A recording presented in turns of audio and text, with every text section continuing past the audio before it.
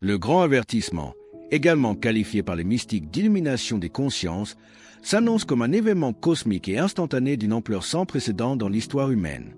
Selon les prophéties des saints et les déclarations des vidants de Medjugorje, le Créateur permettra à chaque être humain de se contempler tel qu'il est réellement, dépouillé des masques sociaux et des illusions de l'ego. Ce face-à-face avec l'éternité dévoilera la vérité absolue de nos choix, de nos pensées et de nos omissions, imprimant chaque acte d'une clarté si aveuglante qu'aucune excuse ne pourra être formulée. Sans provoquer de souffrance physique, cette expérience sera la secousse la plus bouleversante qu'un homme puisse vivre, révélant le poids des fautes non confessées et la tiédeur de nos refus d'aimer, tout en manifestant simultanément l'incommensurable miséricorde divine. Comme un petit merci de nous rejoindre aujourd'hui, nous offrons un moment de bénédiction partagée. Commentez avec le mot « foi » si vous êtes ouvert à recevoir une pensée finale spéciale dédiée à tous ceux qui participent. Et s'il vous plaît, appuyez sur « j'aime » si vous appréciez ce moment. Restez bien avec nous, car au fur et à mesure que notre histoire se déroule, nous aborderons la révélation qui a stupéfié les observateurs du monde entier. Au-delà de l'avertissement personnel, les secrets décrivent des bouleversements visibles qui modifieront définitivement le cours des nations. C'est dans ce contexte prophétique que le Père Ptah a prononcé un nom précis, désignant le pays qui ressentira l'impact de cette illumination de la conscience de la manière la plus intense et immédiate, le Brésil. Cette annonce revêt une symbolique extraordinaire pour ce géant d'Amérique du Sud, qui abrite la plus grande communauté catholique de la planète et dont l'identité est intimement liée à la figure de Notre-Dame d'Aparcida. Comment expliquer qu'une nation si profondément mariale se retrouve ainsi en première ligne des événements à venir? L'inclusion du Brésil en première ligne des événements eschatologiques ne relève pas d'une condamnation arbitraire, mais d'un diagnostic spirituel lucide posé sur les dérives des dernières décennies. Ce vaste pays d'Amérique du Sud subit une transformation invisible mais dévastatrice, marquée non par des persécutions violentes ou des interdictions officielles, mais par un évidemment silencieux de la foi au profit d'un matérialisme consumériste. La culture moderne y glorifie désormais le plaisir immédiat, l'illusion des écrans et la superficialité avec une intensité sans précédent. Cette mutation a entraîné une banalisation de la violence collective et une accoutumance à la corruption, tandis que les foyers chrétiens se vident progressivement de leur substance spirituelle, remplaçant la récitation traditionnelle du chapelet en famille par l'isolement numérique. L'Écriture sainte met précisément en garde les nations qui délaissent leur héritage divin pour embrasser les idoles du siècle. Dans le premier livre des rois, au chapitre 9, versets 6 et 7, le Seigneur avertit solennellement son peuple. « Mas si vous vous détournez de moi, si vous n'observez pas mes commandements, je retrancherai le pays que je vous ai donné. » Cet avertissement historique rappelle que la grandeur d'un peuple dépend de sa fidélité à l'alliance divine. C'est précisément pour arracher le Brésil à ce vide spirituel que la Providence a choisi d'y intensifier son action. La reine de la paix n'abandonne jamais la terre qu'elle s'est choisie, et l'histoire brésilienne est intrinsèquement liée à la figure de Notre-Dame d'Aparcida, dont la statue brisée fut miraculeusement repêchée en 1717 pour réunir les morceaux d'un peuple en devenir. Le message du Père Ptah souligne que le grand avertissement viendra non pour détruire cette nation, mais pour réveiller les trésors de foi authentiques qui dorment encore sous les décombres de la sécularisation. Mais comment les croyants peuvent-ils devenir les instruments actifs de cette défense spirituelle? La constitution d'un rempart spirituel face à l'imminence des décrets prophétiques repose sur la fidélité cachée de millions d'âmes simples. Le Père Ptah rappelle avec insistance que l'histoire spirituelle d'une nation se décide souvent dans le secret des chambres à travers la récitation du rosaire par des mères de famille ou la dévotion silencieuse des aînés. Chaque chapelet médité avec amour et chaque présence fervente à la messe dominicale constituent des déclarations de fidélité qui résonnent bien au-delà du monde visible. Ces actes de piété authentique forment une défense invisible qui préserve les structures sociales de l'effondrement total, arrachant les âmes à l'influence grandissante du prince de ce monde. Pour guider les fidèles dans cette période de préparation intense, le ciel transmet des avertissements extrêmement pratiques par l'intermédiaire du prêtre désigné pour révéler les secrets. Le premier de ces conseils concerne la limitation des déplacements non essentiels en période de haute tension spirituelle. Il nous est recommandé de demeurer à proximité de nos foyers et de nos familles et de ne pas s'éloigner des sacrements sous prétexte que le monde extérieur semble continuer à fonctionner normalement. Ce discernement exige de ne pas se laisser séduire par l'agitation constante et les festivités qui caractérisent la culture contemporaine afin de ne pas être pris au dépourvu lorsque les événements s'accéléreront. Le second avertissement cible directement la crise de déconnexion interne qui ronge la cellule familiale.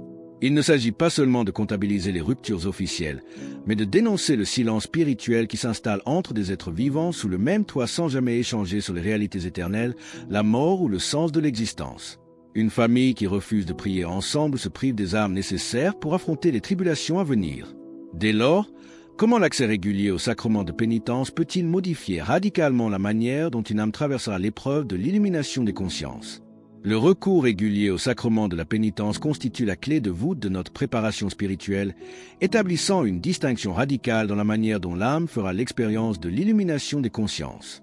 Le grand drame moderne réside dans la multitude de baptisés qui portent en eux des décennies de fautes non confessées, accumulant une dette spirituelle dont il faudra pourtant s'acquitter. Lorsque le grand avertissement frappera la terre, l'âme récemment purifiée par l'absolution sacrée vivra cet instant sous le signe du soulagement et de la reconnaissance de la miséricorde, tandis que celle qui est ensevelie sous le poids de péchés non résolus subira la clarté divine comme un choc insoutenable. Aucune faute n'est trop lourde pour l'amour divin, et aucune absence n'est trop longue pour le pardon du Père. Si cette urgence de la réconciliation résonne aujourd'hui dans votre vie et que vous désirez affirmer votre marche vers la lumière, inscrivez Amen dans les commentaires ci-dessous. Cette nécessité d'une purification immédiate est d'ailleurs solidement ancrée dans l'enseignement des apôtres. Dans la première épître de Saint Jean, au chapitre 1, verset 9, l'Église nous rappelle cette promesse immuable. Si nous confessons nos péchés, il est fidèle et juste à nous les pardonner et pour nous purifier de toute iniquité.